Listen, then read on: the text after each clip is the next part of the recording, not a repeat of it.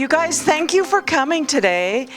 We are so excited. The Summit Foundation is so excited to host you today, and so excited that we got a really great turnout. So for those of you that I haven't met, I'm Gini Bradley, the Executive Director of the Summit Foundation.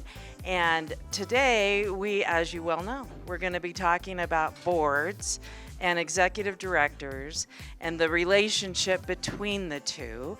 And first of all, let me say that at the Summit Foundation, we have 35 board members. So you can give me your sympathy now. And I know that we're always balancing it, right?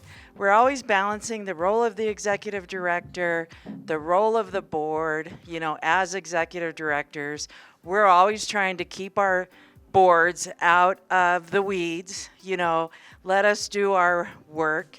And then as board members, we're always like tempted to get in the weeds and we want to help and we're not exactly sure how. So that's what we're going to talk about today. And, you know, we know in particular childcare centers are super complicated and, you know, lots of stuff happening. And so we hope you can learn from each other today.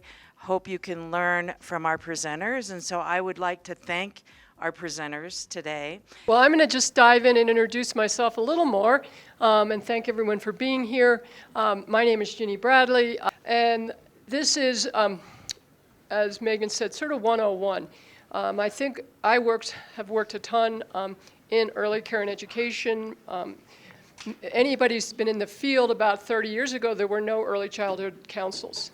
And so I worked around the state to set up these councils. So it was an awesome job because I got to go to almost every county in the state and help build these councils. So I learned a little bit about childcare along the way. Mostly it was community organizing, but again, I have heard a lot about the dynamics between board and staff. And they're all, I could almost guess all the themes that you're all experiencing just from having heard it many times. But this is just going to be a quick overview, and you can go to the next slide. What I'm going to do is just, I'm going to go through really quickly, just almost a checklist of what is expected of a high-functioning nonprofit, because that really will provide the context when you talk about roles. You know, what does the director do, and what does the board do? And you can use it as a check sheet. There's plenty of information around what's expected of a nonprofit. The one thing I've found with early care and education boards is there's a lot of turnover because typically parents stay on while their kid is attending and then they turn over. So it's an interesting dynamic because you always have 3 or 4 folks that are brand new. And that happens with other boards. But usually term limits maybe are 4 to 8 years, and I think the life of a board member at early care and education center may be 3 years. So anyway, I'm going to go through this stuff quickly. If you'd like additional information, I'm happy to give that. Then I'm going to hit on just the key roles of staff and board. And again, just talking and getting ready for this retreat or meeting, I know there's always dynamics. I don't think I've ever walked into a nonprofit meeting where there isn't some like, oh, I don't understand who's doing what. So I'm just going to highlight some of that. The other thing, you'll see some stickies around your table. And what I'd like to do, you can fill this out when I'm talking, but if there's a particular challenging dynamic between board and staff, or just a big general question, write it on your sticky because we will have time at the end to really problem solve, deep dive. Then we'll pick 2 or 3 of these heavier topics to sort of do a deep dive and sort of shared problem solving. So, and then if there's other follow-up or questions, I'm happy to take that at the end. You can do next slide, Megan, thank you.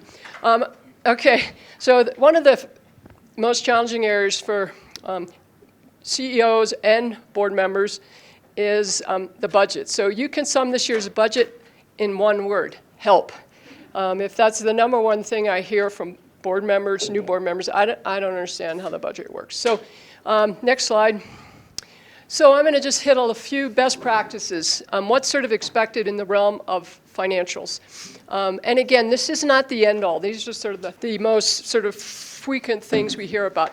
What do you want in place? A balanced budget? You want to have statements reviewed by board and an accountant. A lot of times the new nonprofits sort of just wing it, and it's really nice to have either a paid accountant internally or externally to help you with your books. Internal controls for receiving, depositing, and purchasing. I'm assuming most of you have that wired because you're taking money in. And 60-day cash reserve and audit. Don't freak out if you don't have that. It's just, again, these are best practices. And we can send this stuff out, and so you don't have to take notes if that's helpful. Diversified funding. And again, this is a challenge, but you all mostly are tuition-based, and then some of the funding that Catherine's going to talk about.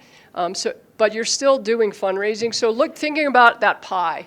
Like if student tuition is 80% of your budget, and 10%'s fundraised and 10%'s from the county or state. But really having that wired and having everyone understand. And I think that's why why we're doing the second part is it's really confusing, especially because of the blended funding from the state and from the feds and the county, sorry. Most of the Fed money's coming through the state. So finance committee in place. That's 2 or 3 of you that sort of work with the executive director and take a deeper dive into how do the books look. And this is, again, pretty basic, but 100% of the board contributes. These, again, many people think, like, is a child care center a nonprofit? Yes, it is. And so one of the best practices for child care and any nonprofit is even if the board only gives $5, every board member donates. Because when you apply for grants, they'll ask you, is 100% of your board giving? Yes. So anyway, real highlight, a high level on finance. Then governance, good governance for a nonprofit. You want to avoid this. We didn't do anything illegal. And so this says it's agreed then. The company's new motto is going to be, we didn't do anything illegal. So let's go to the next slide. And this really relates a lot to it could be fiscal and governance. But active, diverse board is in place. And the board members know what they're doing. Oversee the creation of a budget. You have a budget in place. Minutes are taken at meetings. Again, you want a record that's made public of what decisions are made. You have a CEO that's hired. That's not so hard. The other one is that's supervised. I've heard recently from some center directors that, I haven't had a review. I've been there 2 years. Well, again, it's not just once a year. So who's actually taking care of your executive director and who's looking out for them? Job descriptions in place. Well, we have one for the director. What else do we need? It's really nice when you're recruiting board members to have a board job description and even have a description of what's the vice president do, what's the president do, secretary, treasurer. Again, those are all things that are going to help you because it reflects that you know what you're doing. And then if somebody asks me to be on a board, I go, what am I expected to do? And so I think it's important to have that in place.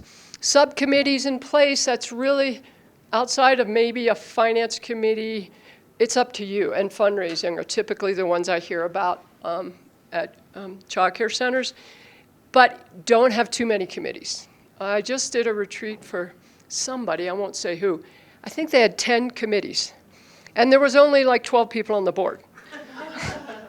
And so I'm like, and yeah, you can recruit other people that aren't on the board to be in a committee, but again, really think about the committees based on the how many on your board and how much time do people have. So, strategic document created. People say, well, delivering quality child care, what do you need a strategic plan for? Because you're really already mandated by the regulations of the state around the child care program. But again, it's really nice to have some goals and objectives, whether it's, saving money for a new roof or we need to expand and add a classroom. But thinking not 6 months, but maybe 2 years out. And also it's something you can hand to whether it's a new director, a new staff, or a new board. Like, where do you hope to be in 3 years? Well, I don't know. open. And so again, it's just nice to have that document. And then policies and procedures. I'm guessing that you're probably really good in that area because so much of what you do is reviewed and inspected by childcare licensing. So, and all the quality standards. The one thing I'll say about policies is you want some, but you don't want too many. Because once you write it down and put in your policy book, you're sort of mandated to uphold that. And so really think long and hard before you set a policy that maybe is not relevant. That's my 2 cents. Next is a little bit more about mission statement. That's our mission statement. Make it to the weekend. And I'm sure some Friday afternoons you feel like that. Whew, it's Friday, good. So anyway, some key parts around mission. Obviously, a mission statement in place. And that is, a mission statement is really what do you do? And how you get there in very broad terms. And I already talked about written plan for the future, strategic plan. The other thing, and again, I think this is, centers probably do a good job here, is evaluation tools used and outcomes reviewed.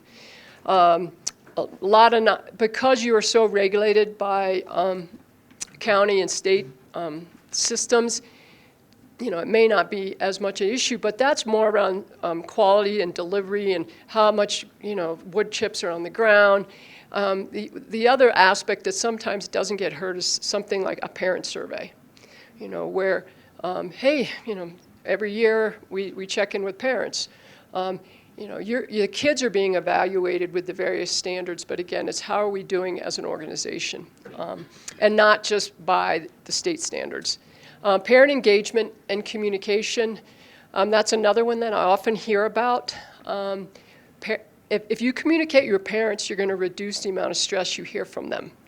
And again, anybody who's run a center knows that, is that engagement is super important, and figuring out ways, whether it's texting, emailing, posters, but making sure that parents know if there's a change or what's coming down the pike. And then the other element around support and mission is just collaboration. I think part of the beauty of ECO is you have a hub in some ways, like they're helping bring this group together. They hear a lot of the situations and say, well, I think, Carriage House did this, Little Red talked to them. Some of that happens just through, seeing each other in the coffee shop. The other thing is collaborating with entities. Like I remember when our kids were at Summit County Preschool, the town of Frisco plowed, and so looking at how you can use other community entities to help you with your work. And I know parents are really good. If you need a new boiler, helping, figure out what the cost of a boiler is, but making sure you're reaching out, not just other centers, but other entities in the community to collaborate. So I think this is my last little piece, and then we'll talk about roles. Org chart, I like this because there's some required documents around best practices, and typically one of them is an org chart. And obviously you want your org chart not to look like this. So some of the required documents, and again, I'm guessing, this is just a review. Most of you have all this, but articles and bylaws you have to have, and I'm sure the centers that are represented do. A board roster that's easily available. That typically goes with any grant proposal. Org chart, and one that's understandable. The IRS exempt letter, you use that all the time, so I'm assuming you have it. And then annual 990, again, you're surviving if you've done your 990. This one comes up often, audit on file, audits, or a financial review. And Gini, you can help me here, but what I've heard is like audit if you're every couple of years, every 3 years. If you're new, you can get away with a financial review, which costs less. But most funders, after about 2 or 3 years, they want to audit. Is that correct? That's right. Okay. So if the budget is over $500,000, you want an audit every year or every 3 years? Every year. Okay. Yep. So, there's some flexibility there too. And I'm assuming you have this. I'll just throw it out there because, again, it often comes up because you have a working board, parents that I mentioned the boiler. Is it the right thing to have the the person on your board who's a plumber do the plumbing work, probably okay, but you need to have them self-disclose that. So conflict, my typical definition, conflict of interest, whether it's let's say you're on the board and one of your kids works at the center, you need to disclose that. It doesn't automatically mean your kid has to leave the job or a young person, but you need to disclose it. So a lot of times at the beginning of the year, people might write down what other affiliations they have, or their family members have. So I'm going to talk a little bit about roles here. Role of the directors. So people walk in, and it's actually pretty basic. What I've seen happen is a lot of folks get on boards because they want to do the operational work. They want to, take care of the kids. They want to, do the ski lesson. They want to build the bridge, because that's a lot more fun than governance. But the reality is that your job is really a high-level oversight. You have staff to do the operations. They get to pick the paint. Your director gets to pick the staff. They get to pick the toys. You don't. You might approve the budget, for a new playground, but you're not maybe researching which playground. So other things, hire, monitor, and fire the CEO. This is probably number one, because your point person for everything as a board member is your executive director. And that's another one I've heard frequently from centers is who sort of oversees the CEO?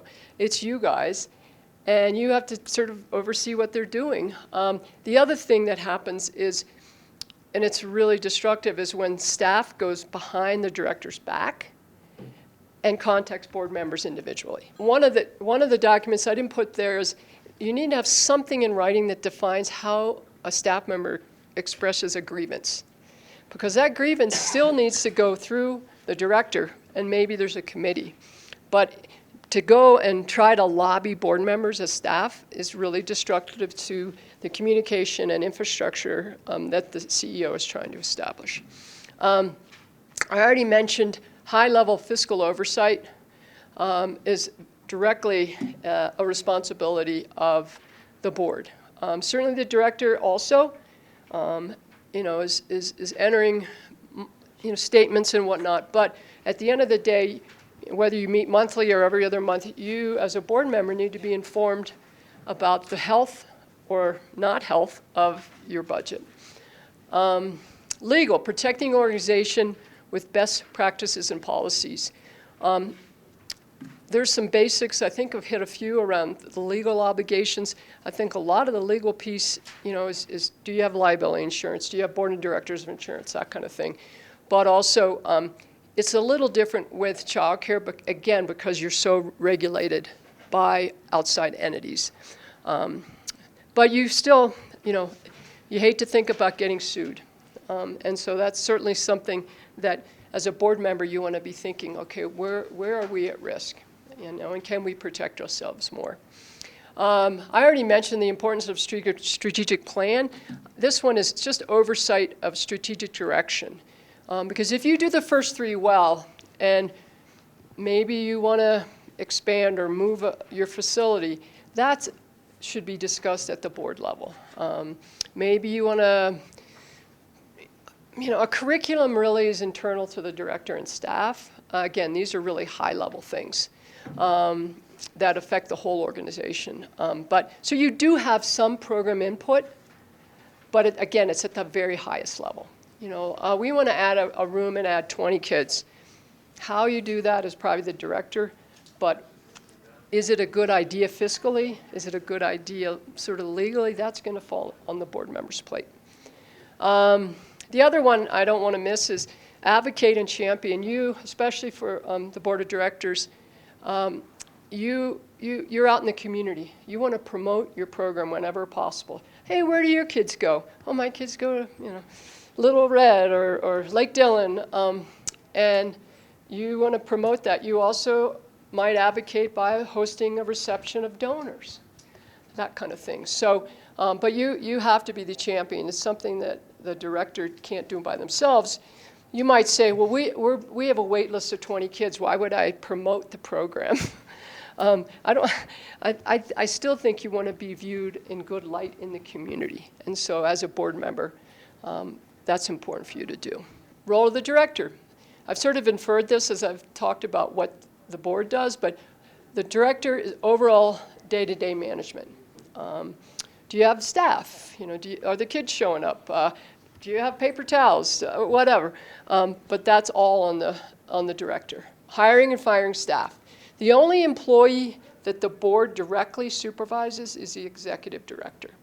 So all of their staff, in theory, should be supervised by the director of the facility. Okay? I guess in the case if you had a huge facility, you might have a lieutenant director or HR person, but my hunch is most of you are small enough that you, the executive director, are doing all the hiring and firing. Utilizing budget responsibly. I have a typo there. Responsibly. Again, you have a finance committee, you might have a bookkeeper, you might have an external bookkeeper, but you are checking daily, monthly, are we overspent, on this item? Okay, I need to get approval from the board to move money from here to there, or underspend and I'm going to overspend over here. So again, just something to put on your plate. Communication with board and prep board materials. You're the point person when you're going in and preparing for a board meeting. Typically, you work with your chair and say, what do we need to do on this agenda? My hunch is you both mostly have standing agendas. Okay, here's some highlights. We're going to talk about finance, then we're going to talk about something else. But they tend to follow a pattern. And then the only other thing with this, and it really goes, well, I'll hit this because there's some responsibilities that are both. So I have a slide for that. Outreach to parents and partner agencies. Again, board typically is doing the schmoozing with partners, and the executive director is doing more sort of direct program outreach. The schedule's going to change, or we need to have 10 pizzas for a fundraiser. Those might be things that fall on the executive director. And then I already mentioned this dynamic between fundraising. If you take all your director's time to do a fundraiser where you make $25,000 and they just spent 200 hours, that's sort of tough because she or he can't do their job of overseeing the actual program of the job, what's involved with the job. And so that's just something to think about. And that's a dance between the two, because board will be like, can you get all the donations? No, I can't, because I have to be at the center overseeing and making sure the staff are doing what they're supposed to do. So again, all I can say about that is it's a dance. And then typically monitoring the impact. The board might review an evaluation, but your director is collecting the information. How are we doing? Presenting it to the board. Again, I don't know if it's gold. Is it gold still? Okay. You're collecting that and maybe digesting it and putting it in a form that the board can understand. So again, it's your responsibility to say, are we really doing a good job or not? And then present it to your board. Some of the dual roles, I think I mentioned most of them. Fundraising, it takes both of you, board and CEO. External communication, again, that's going to be both entities. Strategic planning, it's both, because you're maybe doing some pretty specific work, but maybe the board is setting the higher level categories, and then staff is figuring out a work plan to achieve the objectives or the big goals that the board has set. I know, this is good. Board development. This one comes up a lot like fundraising, in that whose job is it to get new board members? And typically, it's like not it, because it takes a fair amount of time. And so I would say it's both. Like if you give the director 3 or 4 names, maybe she or he calls and has coffee with a potential board member, maybe a couple of board and the executive director do that together. But it's really not the role solely of the director to recruit board members, just so you know. And that has happened. We need board members, so the board directors out there, and really, they're your peer if you're on the board, so you should be recruiting them, all right? That's not to say that you both shouldn't go to coffee, but you both need to be involved. And I've talked about this already. Both of you are promoting the agency and advocating. So I'm going to take just a few minutes here and Gini, anyone who's in the business, what did I miss? Like, what are the high-level things, whether it's roles or functions that you think are important that I didn't mention? So basic, I didn't see employee handbook on there. That's a good one. Key for following good HR policies. Sure. Okay. Conduct of meeting policy would be good as well. So that everyone's on track with how to act professionally at a meeting. Sure. Keeping things on track. Keep on. Now I'm quiet. Yeah, right. No microphone. Employee handbook is important. You mentioned about like protection and risks. Mhm. Sorry. You mentioned about the protection and risks and the board being careful around legal issues. Do you have a suggestion for those of us that may not be lawyers? Like, is there a resource that we can use in terms of that? Or do you really recommend having a lawyer on the board in an ideal situation? I know we've tried to recruit and we haven't been able to find anyone that would be a specific expert in that area. So, our current board doesn't include a lawyer, but we all are aware of risk to the extent we know, right? So is that enough, or do you really need someone that's an expert? No, your first statement is that your board should be educated about what you're doing and where risks are. Certainly, it's nice to have an attorney, but a lot of times the decision's up here, and an attorney will drop it down into greater detail. And if it's a critical issue, then you could have a retainer or someone. Typically, when I've been on boards, I just ask some friend who's an attorney, in that case. But I don't think it's mandated that you are necessary if you feel competent. Jeannie, any other thoughts on? Yeah. I agree. Okay. But good question. Everybody wants an attorney on their board. And an accountant.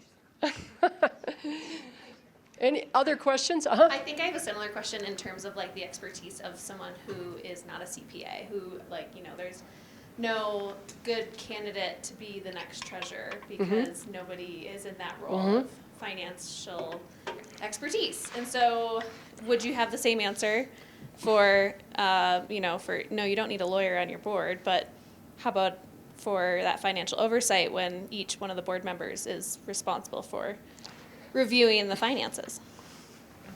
That's a tough one. I would say you're in some ways more vulnerable around budgeting issues. And so if you don't have anybody that you feel is competent on your board and you have a hard time recruiting, hopefully you have an external bookkeeper. And you might have to hire for that competency.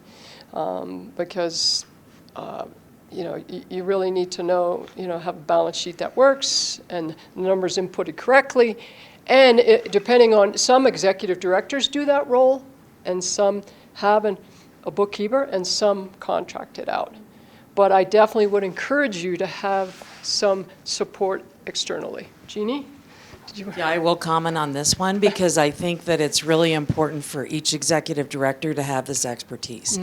And so, if you don't have it, well, as Megan mentioned, we're going to have a workshop after the first of the year. And, believe it or not, you can learn it and you need to know it. You need to know it for the good of your organization. And then to your question, so I have to say that, like sometimes I've been on site visits where, none of you, of course, but, an executive director will be like, yeah, I don't understand these finances. And that's, you've got to understand these finances. And especially for childcare centers, because it's so complicated. Yep. And so please take advantage of the education that we have to learn that. And then specifically to your question, you know, we're in a small community, so it's not always easy to find all the people that we need for our boards. And so, you know, we really do need someone on the board with financial expertise. You know, it may not be their specific job, but somebody that understands that. And it's hard, you know, it's hard to find people that have that expertise. And so if you can't find someone with that expertise, you know, within your board, within your community, I agree with Jenny that, you know, then we should look to having someone externally that can help with that. And I'm not sure if ECO has that role or not, but I would say this is critical, right? And especially with the work that you all do, yes. The other thing I'd love to just dig into more, because we just went through this at SCP, is just the recruitment and retainment piece. As we all know, we live in one of the most unattainable places to live in the state, and it's increasingly hard to recruit. I would say this is focused more on staff and recruiting new staff members to come. And even when we're paying our directors, you know, $80, $90, $100,000 a year, it's still not enough to actually like live in Summit County. So thinking through like what are other people doing to recruit folks? I mean, majority of our staff is driving 45 minutes to come to work at Summit County Preschool. So I'd love to hear, you know, what are other folks doing? What are other benefits that you're offering your staff to ensure that they stay for not just 6 months or a year, but that we're building an inclusive community? We can definitely spend a little bit of time. Let me finish any questions and other comments. You had one? The executive director typically handles the books, but what level of transparency should the board have in overseeing those books? I think there should be total transparency in terms of if you have a finance committee. Let's play out the scenario of you have an executive director and they have an external bookkeeper. They might take the first stab at, you know, preparing the monthly statement, but then the finance committee, which is made up of staff and board, then should be looking at all the same material. Because really, your safeguard is another set of eyes. Right. And so withholding much of anything, I think, might be detrimental and create some maybe dynamics or tension. Like I didn't know we were in that bad of a financial position as a board member. So I would encourage transparency. Okay. And Other feedback on that question? I just had a follow-up question, sorry. Sure. No, that's fine. Questions are good. And in terms of budgets that are less than $500,000, what do you recommend in terms of an audit? Was that every three? Financial review. Oh, just a financial review. Yep. And what if an audit hasn't happened in quite a while? I think we should do one. Okay. Full audit? I mean, like an in-depth full audit? Because, I mean, these things can be expensive, and just looking at, you know, our budget, just wondering to what extent. Well, and I think to your point, that's an expense that should be built in or anticipated. No, I know. Do other centers with that smaller budget than some of these building health, are they? Can you give some insight on how you're budgeting that? Is it just something that's built in, or are there any services in the county that can help pay for audits if it's something that's regularly done? You know, I'm going to put that on sort of the follow-up, and maybe we can do a little deeper dive. So it's just audits, how to pay for them, and we'll circle back. A lot of these finance things we can also punt to this finance training too. Yeah. That's good. Yeah, I think that's a good idea to hold up for the finance training. Okay. And I also would say, you know, don't get too hung up on the audit because, you know, you can do a financial review. There's other ways. And of course, the purpose of that is exactly what you're talking about, is transparency and the fiscal responsibility of the board, and making sure that there's nothing, you know, no malefacence, whatever that word is. Yeah. Nothing fishy going on. I'll Yeah, just there say you go. Fishy's better. fishy, because that is really important for the board. And then I was just going to also comment that I think the financials are, one example of where the board can get into the weeds really quickly. Why did you buy that? Why did you spend that? And so as a board member, I think you have to be careful not to do that. So you're looking at the full financial picture, but you're not necessarily questioning the decisions, smaller decisions that your executive director is making. Our job as executive directors to be as open and transparent as we can to our boards on everything. And if we want to keep our jobs, that's the way to do it. And that's a matter of building trust. Yes. The more trust an executive director has with the board, the more authority the board's going to go ahead and relay back to the executive director. So when in doubt, be as totally transparent. Give them information you don't even think they want to hear. Good point. Yes. Kellen had her hand up for a while. So the recruitment and retention also for board, I think is important. That's something that we're working on at Building Hope and Little Red, around just making sure you have the right people in place and then also to replace the people that are terming out or moving on. So I think that's important. Great. Couple other questions? Feedback? Mine goes with that. Thanks, someone else is remembering this. Mine kind of goes along with that as well. So the CEO works with the board, but who holds the board accountable, right? I mean, you're hoping that you got good board members on there. You're hoping that they got the best intentions. But being so heavily subsidized by the community, who holds all of us accountable? That's a really good question. I have a response, and then maybe other folks have ideas. Certainly your peers, peer board members.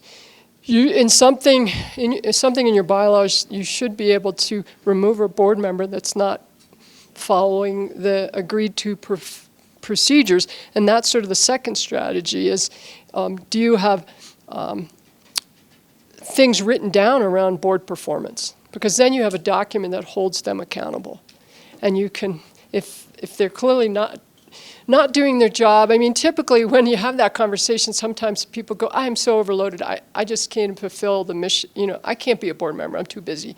But in terms of holding each other accountable, it really is I would anticipate a written document that says, and that's the mission of the organization, where the organization's headed, and then what roles does the board had, because then you have something, it's like trying to bust your kid for something that you never warned them for. So other feedback? Just mention, I think that's an excellent question. It's like, who holds the board accountable? And I agree with what Jenny's saying, like each other. And if you do have those roles and responsibilities spelled out. And then I would also say it's certainly not the Summit Foundation responsibility, to hold the boards responsible. But I would say, like, if you get into a situation where, there's an issue, there's a problem, we're here for you. We're here to, help facilitate conversations, get somebody else to facilitate conversations, because, if you have an issue between board members or, whatever, board member, executive director, you're in trouble there. So we're happy to help with that too. Yeah. I have a question for this group just regarding board responsibilities, and what I'm hearing is maybe there's an appetite to have kind of a job description for each role on the board, but also in terms of subcommittees, what subcommittees do other, I think Carriage House has like a fundraising committee. If anyone could share any subcommittees that you have, just so for Little Red, maybe we can have some subcommittees so we have more responsibilities on the board. I was just going to comment. Carriage House, I would say everyone does fundraising. We have a fundraising chair who just like delegates out to different board members depending on what event it is. And then we implemented a finance committee after we had our kind of board 101 workshop with Ginny earlier this year. So that's been really helpful too, with just reviewing the budget and then pulling recommendations together for the rest of the board to react to as we like review and improve the budget too. So, but we're trying to keep like committees to a minimum. I will say too, one thing that we put together after we met with Ginny was like a strategic roadmap where based on our goals for the year, we do have like different, I guess, like goals or pillars that every board member is assigned to. They're not necessarily like committees, I guess you could call them that. They're not like official committees, but we have like a few board members who are in charge of parent communication recommendations and parent engagement, operational governance. Like Jen and I are on that, group. So we just kind of divvied out that way. It's a little bit more informal, and it's not, a specific committee necessarily, but it's been helpful for us just to like keep us on track throughout the year.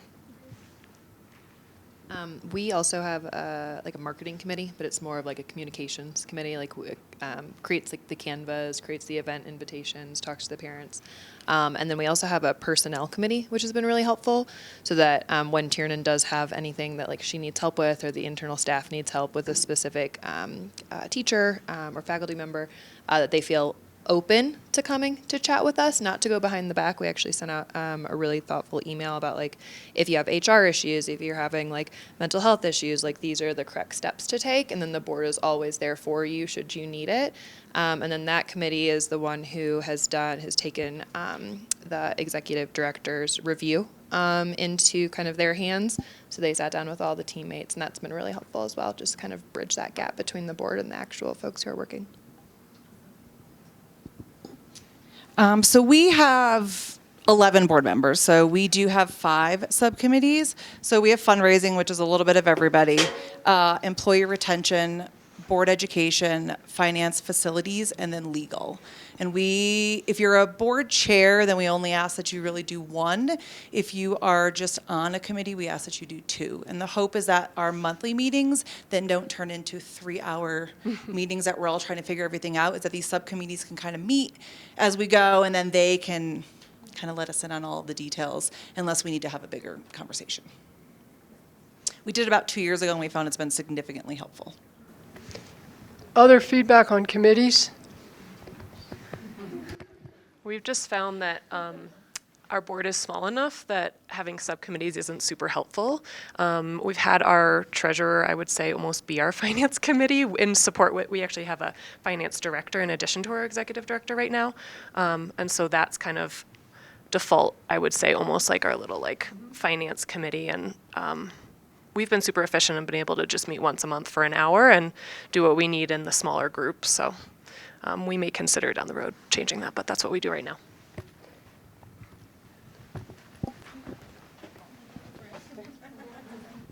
We just went through a big transition, so we have like pretty much all new board members over the last year. So we just started a fundraising committee, which has been really helpful. And we are going to start a finance committee. So folks, I'll try to find you because I'd love to hear kind of best practices for that.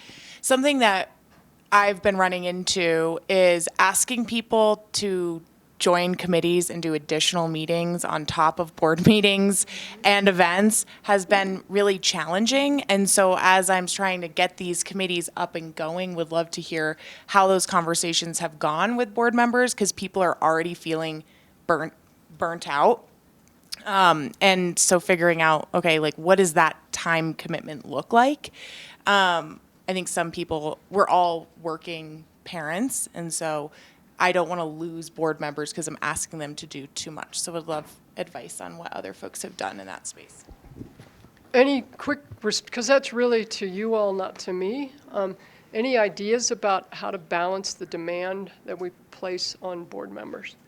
Like making sure that expectations are set when you're recruiting people, so you can anticipate and not have that problem later on. Other feedback? I'm almost done, and I know there's some issues we can probably maybe brainstorm one more, is that? So I'm just making some notes about, we had recruitment and retention of both staff and board as sort of an area of feedback. The audits, how much they cost, I think will be addressed in January. I put this up because I've heard it about 4 times, and that is sort of tension. What happens when staff isn't satisfied with the executive director and they go to board members individually? And then who holds the board responsible. So of these four, any pop out? Take 5 minutes on. Retention or maybe tension? Any votes? I'd say 3. Yeah.